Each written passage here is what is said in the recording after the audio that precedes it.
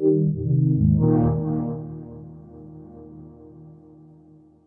I'm Brian Siriusson. I'm the CEO of Image and Form in Gothenburg, Sweden.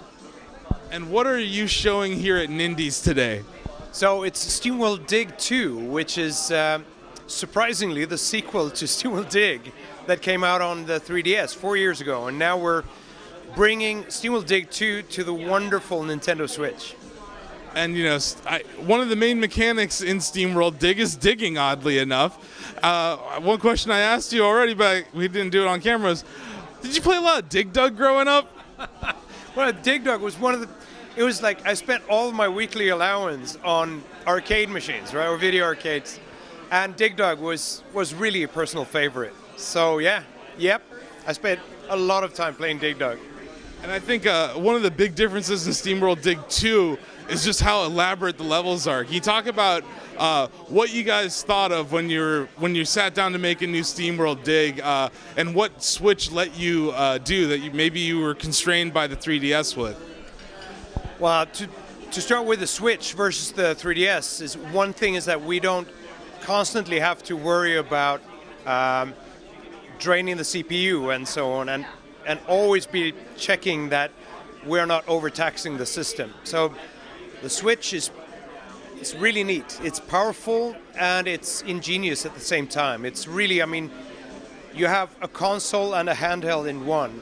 We know this now, and just because we know it, we forget that it's magical. It's like, I think it's really brilliant that way. So SteamWorld Dig 2 is, like you said, it's like we've spent thousands of hours on level design, just perfecting the platforming and puzzling elements, or puzzle elements of the game. And also, SteamWorld Dig 2 is sort of the SteamWorld Dig game that we wanted to make from the beginning. SteamWorld Dig, the original, it's a wonderful game. I love digging.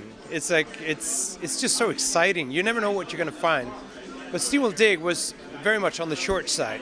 SteamWorld Dig is bigger in every direction. It's a fabulous game, and I think it's really fitting that it's coming out on Nintendo Switch, because it is, I think, and I'm Swedish, and so I am automatically very modest, but I really think SteamWorld Dig 2 is a platforming game that is on par with what Nintendo does themselves.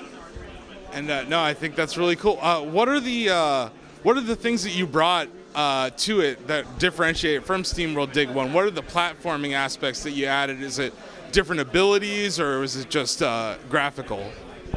Well, there is very much more to SteamWorld Dig 2 than to SteamWorld Dig. We just announced it today, and we're going to tell, like over the coming months, we're going to talk more about what features it has, etc., and what sets it apart. But one thing is that it is completely hand-designed, which means that we've spent thousands of hours on level design in the game, so that like every sort of platforming jump that you need to perform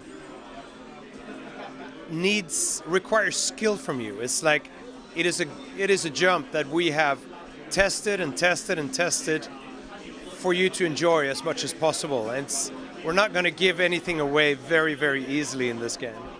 And you know, like you're talking about, the precision of jumping and the precision of the gameplay.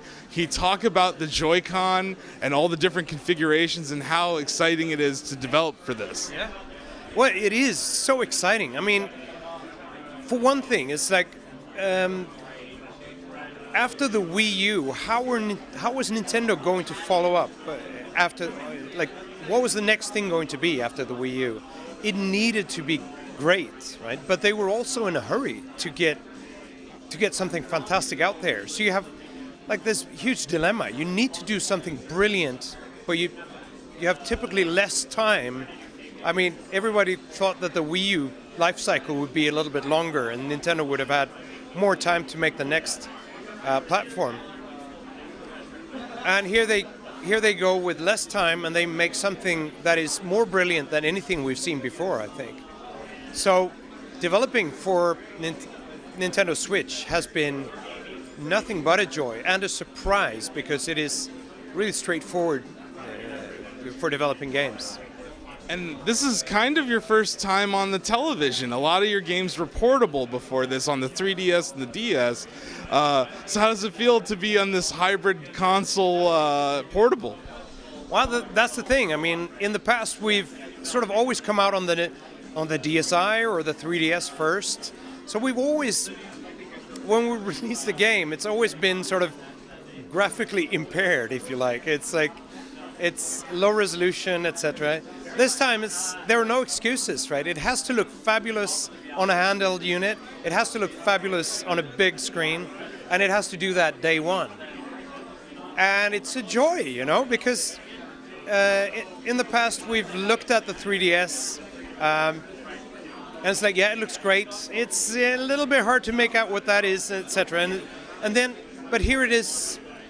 You sort of soak up those beautiful graphics from day one, and that's magic. I think Image and Forum, we're really good. We're really strong in the graphics department, and I'm happy for the guys and girls that are making the graphics in the office, that their work shines immediately this time.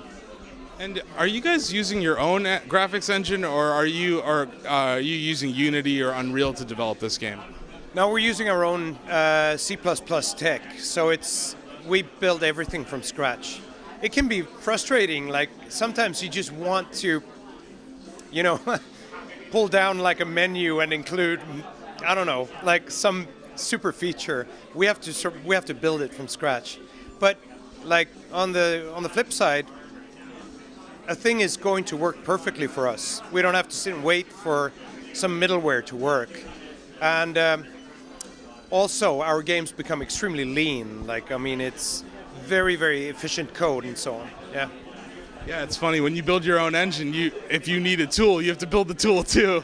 Well, it's terrible, you know. It's like being in the kitchen, and it's like, yeah, I need to stir this. Okay, I need to build the stir thing, right? So yeah, it is tricky, but we love to do it. Yeah. Have you announced when the game's coming out? Yeah, summer 2017, and that's as specific as I'm going to be. No, that's great. So, what do you think? What do you think the challenges Switch is going to face with bringing more indies and more consumers to the table? What do you think that they're doing right now? What do you think they could do to make sure that this is a huge platform?